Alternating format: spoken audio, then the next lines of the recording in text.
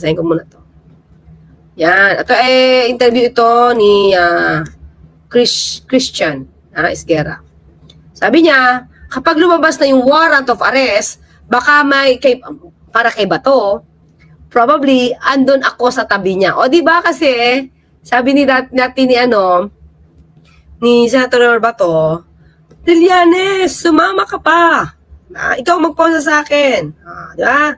Pagbibigyan ko yung request niya na samahan ko siya habang pinoposasan siya, ayun pala. I will be there beside him. Bubulabugin ko lang siya. Bubulagain ko lang siya siguro. I will make his day. Nakita niyo yung pattern? Yung mga tapang-tapangan kapag sila'y nasa poder, ganun. Pero kapag nako, bahag na yung buntot. Naku, dapat yun pa rin title ko. No, bahag ang buntot ni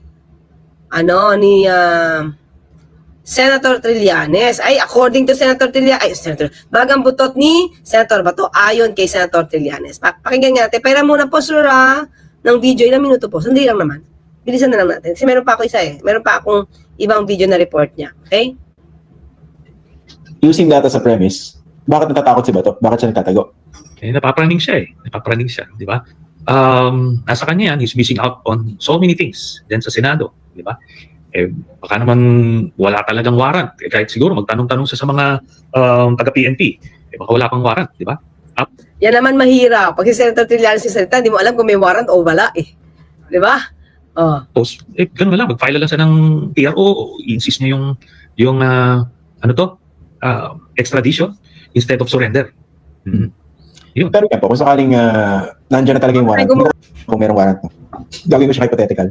Kung nandiyan na yung warrant physically, how do you see the arrest happening? Probably, andun ako sa tabi niya. Pagbibigyan ko yung request niya samahan ko siyang napupusasan siya, probably, I will be there beside him.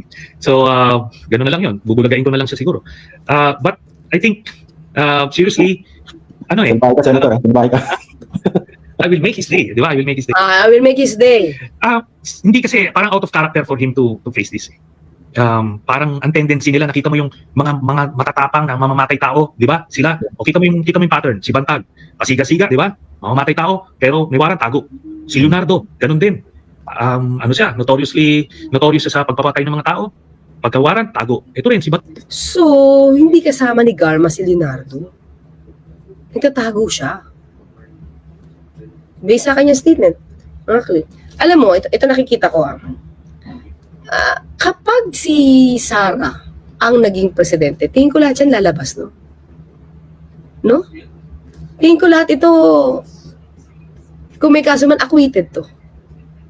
Tingin ko lang. Kasi, ganun din nangyari, di ba? Natandaan mo si Marvin Marcos? Yung nagplano para kay Mayor Espinosa?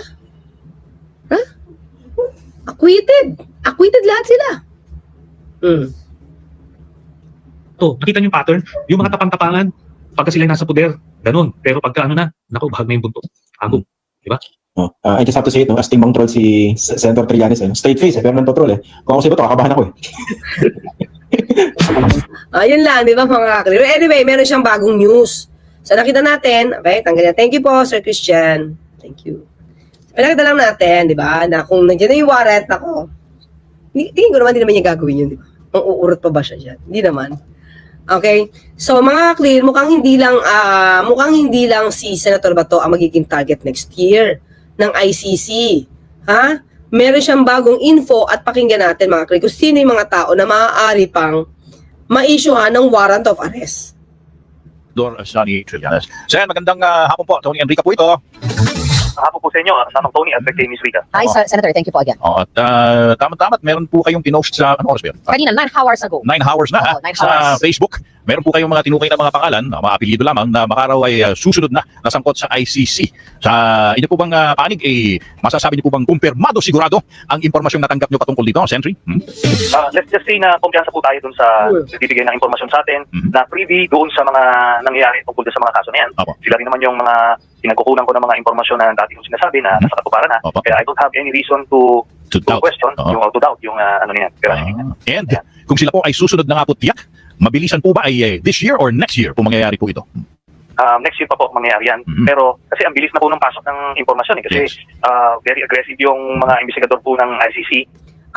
Kasi tingin ko mga clear, na-decision na yung jurisdiction, na-decision na rin yung interim release. Diba? Tingin ko mas yung facts na dito sa ICC mas nagiging solid. Kasi definitely itong mga taong ito na co-perpetrator, hindi naman yung kanilang issue, jurisdiction. Diba? So after that, kumbaga nakalagpas na sa issue about jurisdiction, mukhang mas solid na. Kaya yung ibang mga co-perpetrators, at tingin ko, yung ibang nag-witness pa dito, sino ba? Si Garma. So si Garma, definitely he knows, si Karamat, Leonardo, o di ba? Opo. Lalo na ngayon na nung natapos na yung kaso kay Duterte, na-devote na nila attention nila doon na sa mga iba pang mga significant players. Mhm. So ako naman, ang isang layunin natin kung ba't natin inilabas yan, Opo. kasi di ba nagkakaroon ng speculation, sino ba yung mga iba pang co-perpetrators. Yes. So ito lang, siguro in a way na paglilinaw na ilan yan doon sa mga redacted names doon sa doon sa confirmation of charges. Sige, kung inyo pong papayagan, Senator, no? Ito pong mga apelyido na binanggit nyo sa inyong Facebook post ay ang mga sumusunod. Albayalde, Karamat, Mata, at Leonardo, pero may binanggit din po kayo na si Garma ay tinanggap na bilang testigo sa ICC kaya tanggal na siya sa kaso. So, Mga Chris, so in other words, tingin ko ang nagpalakas sa kaso, ang nagpalakas sa kaso, mas nagpalakas sa kaso, ay yung statement ni Garma against them. Kasi parte si Garma ng tukhang.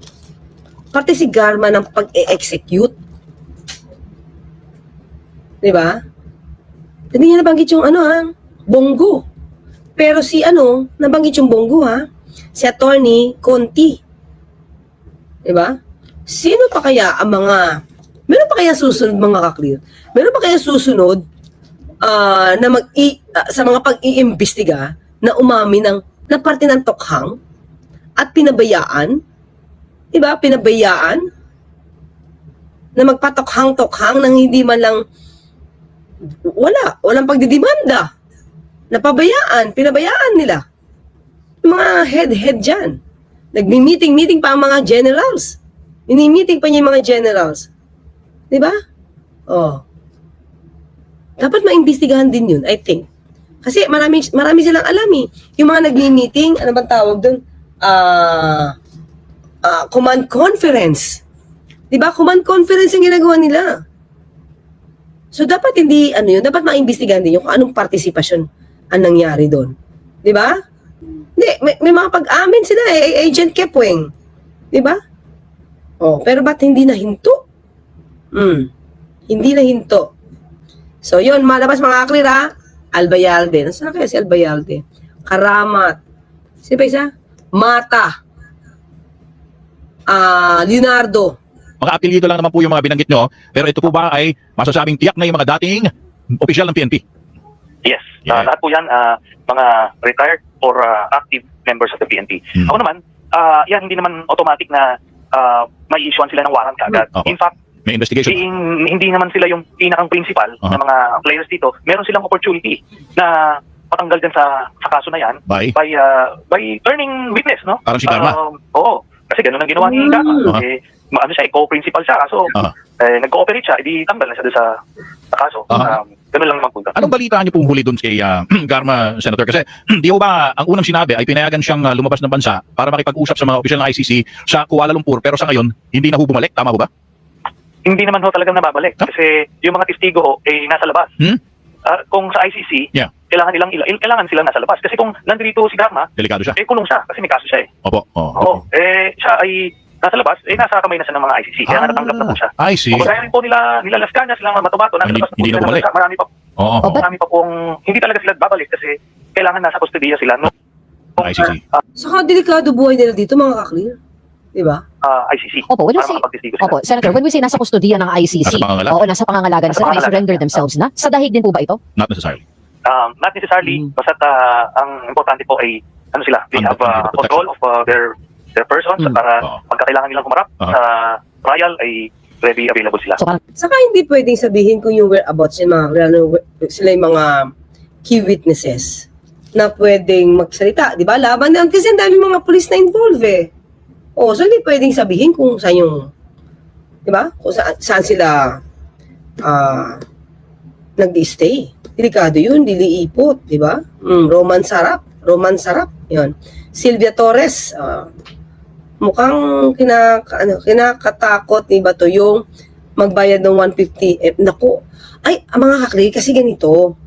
Mukhang hindi, sa nadinig ko sa sinabi ni BP Sara, mukhang hindi nila, kasi sabi niya, kausapin mo ako kasi may refer kaming lawyer, something to that effect, na mukhang hindi nila, ano yun? Hindi nila papasanin si Senator Bato.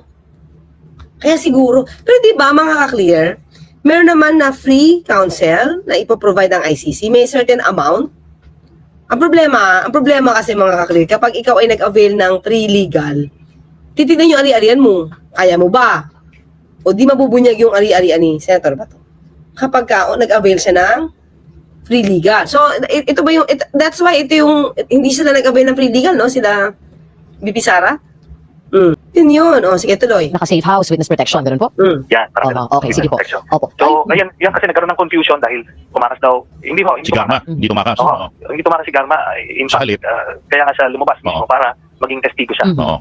Kasi di ba, merong kaso dito, binalik ng US dito, magpa-file ng asylum doon, di ba, nag-deny yung asylum, binalik dito, tapos hindi, may kaso, tapos yun, nakalabas ulit, because magwi-witness.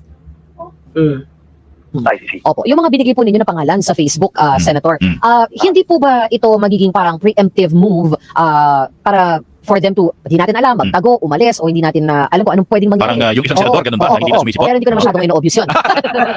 Hindi po ba ito presumptive act, sir? Preemptive act, Senator? Hindi po preemptive yan. In fact, it's a way out for them.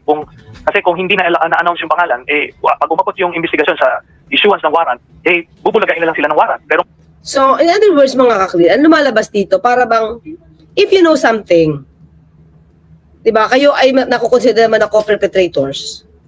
If you know something, at alam nyo naman na yung inyong trabaho, hindi naman kayo yung pinaka-principal. You're just parang doing what was commanded, no? Of you to do. So, you can still be a witness. Yun tingin ko. Kaya, para, huwag na kayo magtago. If you know something, diba, you can be a witness. Diba? Kasi iba naman yung principal katulad ni Senator Bato. ngayon na alam nila na co-perpetrator sila, meron pa silang ibang mga remedies, which is yung ginawa ni Garma. To cooperate. Diba? Cooperate. Yes. So, nasa sa kanila yan. Gusto mo bang magtago habang buhay, kagaya ni Bato?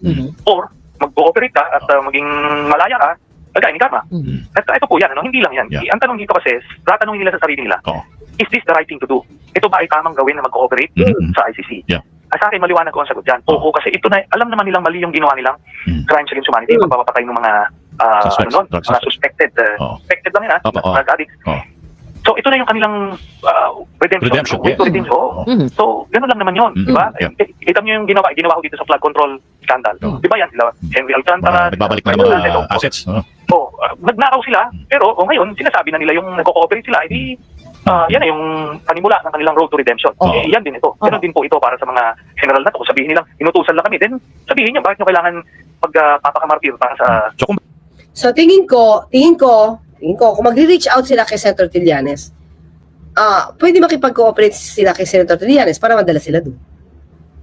Diba? Pero, itong mga taong to, feel ko talaga hinihintay nila hinihintay nila maging presidente si VP Sara Yun yung nakikita ko. Lalabas lang to pagka, maaliwalas na yung paligid nila. Diba? Kaya lang, hindi mapapanagot. Mga akli, ito nakikita ko. May mga kasalanan na ganito, nakaalyado nila, hindi mapapanagot. Diba? Kahit alam mo meron ng kasalanan, hindi mapapanagot to. Diba?